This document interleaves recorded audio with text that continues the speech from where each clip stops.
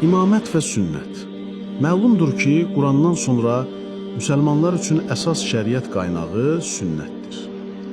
Həmçinin o da məlumdur ki, sünnətdə gəlmiş hər bir hədis və hər bir xəbər istənilən mövzuda qəti bir hüccət, bir dəlil deyildir. Xüsusilə də əqidənin təməllərindən danışarkən sünnət kitablarında qeyd edilən hər bir xəbər dəlil olmaz.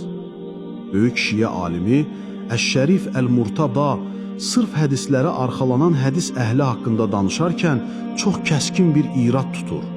O deyir, məyər görmürsənmi ki, bu şəxslərin özləri tövhid, ədalət, peyğəmbərlik və imamət kimi dinin ən təməl əsaslarında tək-tək fərdlərdən gələn, yəni əhəd xəbərlərlə dəlil gətirirlər.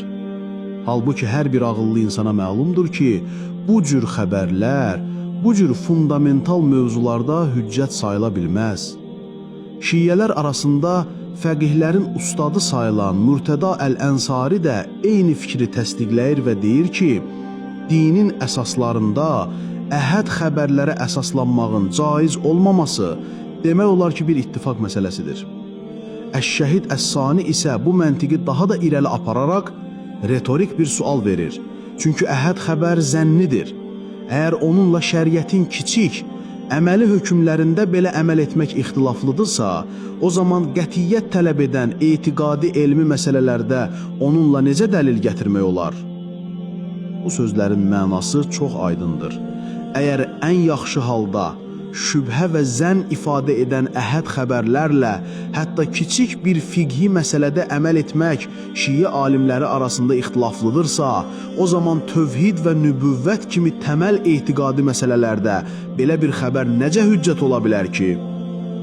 Şübhəsiz ki, dinin ən fundamental inanclarının yalnız tək-tək insanlardan gələn rəvayətlərlə sabit olduğunu təsəvvür etmək belə qeyri-mümkündür. Beləliklə gəldiyimiz nəticə budur ki, imamətlə bağlı sünnətdən gətirilən dəlillər mütləq şəkildə mütəvatir, yəni yalan üzərində birləşməsi qeyri-mümkün olan çox sayda insandan nəql edilmiş qətiyyət ifadə edən xəbərlər olmalıdır. Üstəlik, bu xəbərlər təkcə mütəvatir olmaqla qalmamalı, həm də dəlalətində, yəni mənasında tamamilə aşkar olmalıdır. İçində gizli mənalar, eyhamlar, tapmacalar olmamalıdır. Əks təqdirdə ortaya çox qəribə bir nəticə çıxır.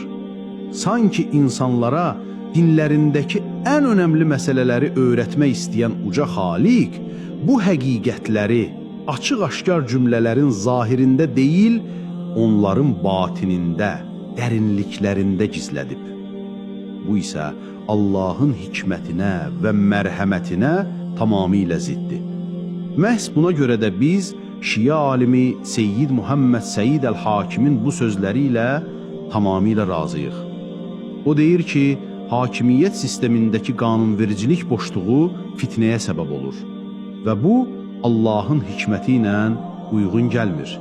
Xüsusilə də ona görə ki, bu ümmətdə ixtilafın baş verməsi ancaq və ancaq haqqın dəlillərinin gün kimi aydın, gecəsi gündüzü kimi bəlli olduqdan sonra baş verə bilər. Dəlillər o qədər güclü və aydın olmalıdır ki, heç kimə bəhanə qalmasın.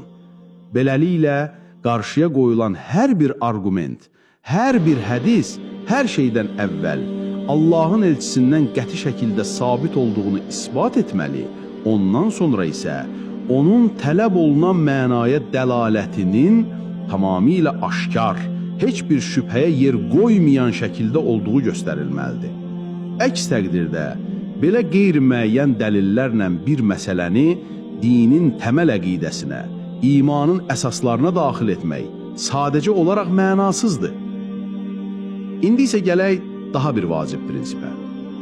İmamət kimi bir mövzunun müzakirəsində tərəflər bir-birlərinə qarşı dəlil gətirərkən öz kitablarından yox, müxaliflərinin qəbul etdiyi kitablardan və qaynaqlardan dəlil gətirməlidirlər. Misal üçün, imami şiyyələri sünnət əhlinə imaməti isbat etmək istədiklərində Əl-Kafi və ya Təhzibul Əhkam kimi öz şiyyə hədis kitablarına əsaslana bilməzlər. Bu sadəcə olaraq məntiqsizdir. Böyük alim İbn Həzm Əl-Əndəlusi bu qaydanı çox gözəl izah edir. Deyir ki, bizim öz rəvayətlərimizlə onlara dəlil gətirməyimizin heç bir mənası yoxdur. Çünki onlar bizə inanmayacaqlar.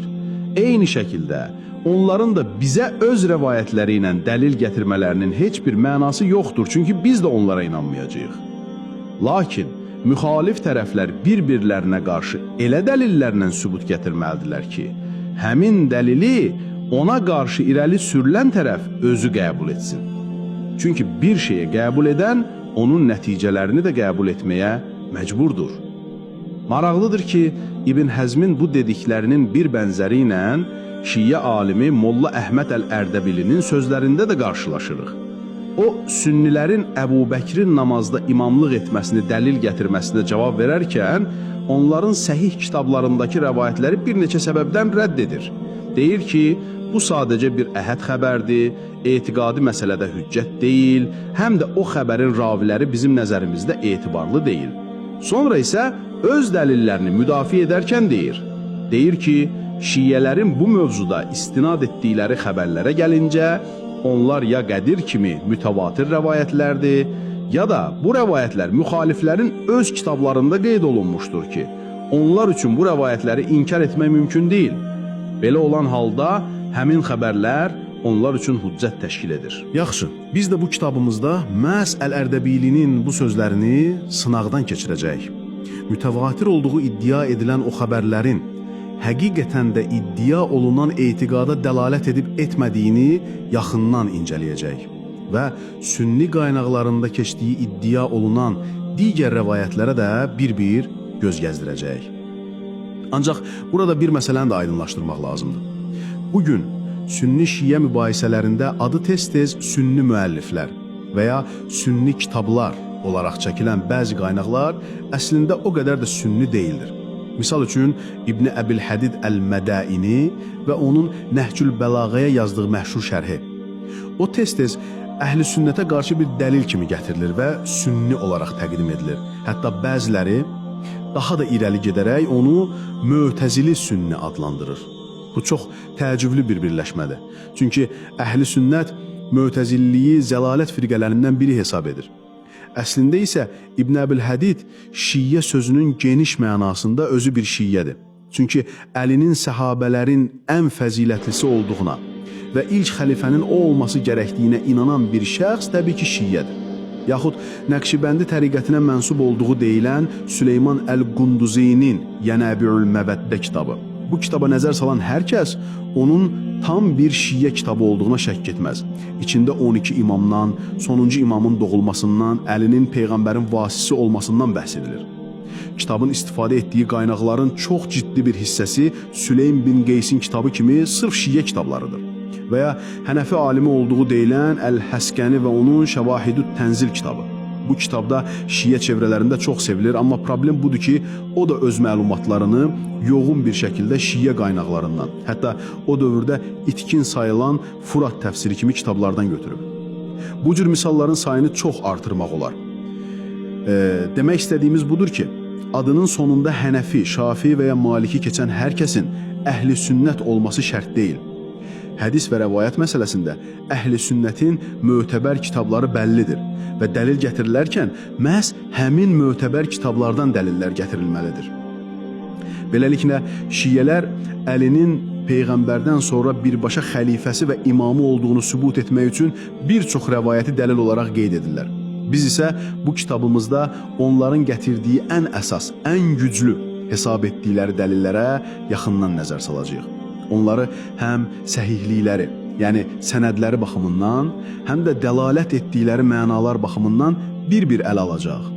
Çünki yuxarıda da qeyd etdiyimiz kimi, bir arqumentin tamamlanması üçün onun həm sənəd baxımından qəti şəkildə sabit olması, həm də məna baxımından açıq-aydın və sağlam olması şərtdir.